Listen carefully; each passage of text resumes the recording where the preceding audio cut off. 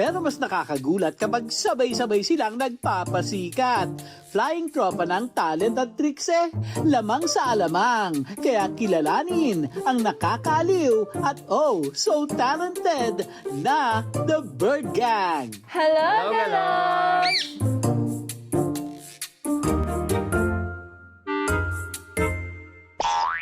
Meet the Bird Gang with Eds, Pia at Kat, mga birdie lovers na nahumaling sa 3 ibon lang noon na naging sangkatutak sa pagtagal ng panahon. So may mga napanood kaming videos, so isa na nga doon ng mentor namin ngayon na si Kuya Onard. Dati fan lang kami, nanonood kami ng kanyang mga bird tricks and mga tutorial. And then later on, nakabili kami ng mga ilang ibon. Nung una, sabi namin, try lang, 2 lang, or 1 lang. And then, after a few months, parang nakyutan po kami kasi may nagtutok din po palang ibon. At doon na po nagsimula na nag-videos po kami, nagpo-post lang po kami online. Ang bida ng gang ay Indian ringneck na si Blue na hindi lang marunong magsalita, Thank you, babe. kundi marunong din daw umubo. Kaya minsan hindi mo alam kung ibon ba ang narinig mo o taong nasasamid ng gusto. Iba't ibang uri ng mga ibon ang kanilang kasama at bawat isa ay may sariling ugali at personalidad. May malambing, may ubod ng kulit, may fashionista at merong alababy na kasamang matulog sa kama. May birdies naman na sa tricks umaariba at siguro oras na. Parang angas ipakita sa larong walang kampi-kampihan dahil lahat sila magkakalaban. Hey, you people! Bird gang, tayo na't sumayaw.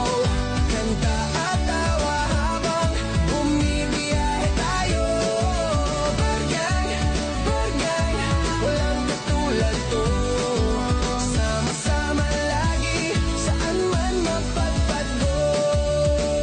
Wow! Ang angas ng liga dahil may live commentary pa mula kay Pia. Oo. Nagawin na tinakbo. Inagaw, shoot! Kaya bawat score may huhuhuy sigawan at bawat tira may kaakibat na treats yarn. Pero paalala rin nila na ang mga tricks at talento ng mga alaga hindi nabubuo sa pamimilit, kundi sa mahabang pasensya. At dahil sa kanilang eksperyensya, marami na ring nagpapatrain ng alaga. Nakababasa ko po sa comments namin sa videos and sa live na dahil po sa amin na-inspire po silang mag-ibon, and ayun po, heartwarming po talaga siya na nakakapag-influence din po kami ng ibang mga bata or parents. Before napapansin ko sa mga nag-aalaga ng ibon, naka-display lang yung lovebird nila. Which is parang, alam mo yun, bibili ka lang ng ibon just to ipakita na may ibon ka. Sa amin kasi iba, kasi kami talagang very hands-on kami sa mga ibon namin. So very close kami sa mga alaga namin. So hopefully ganun din sa mga gustong mag-alaga ng ibon. Yan ang The Bird Gang, ang patunay na kapag ang pag-aalaga ay galing sa puso, fly high ang samahan. Yan ang panigurado.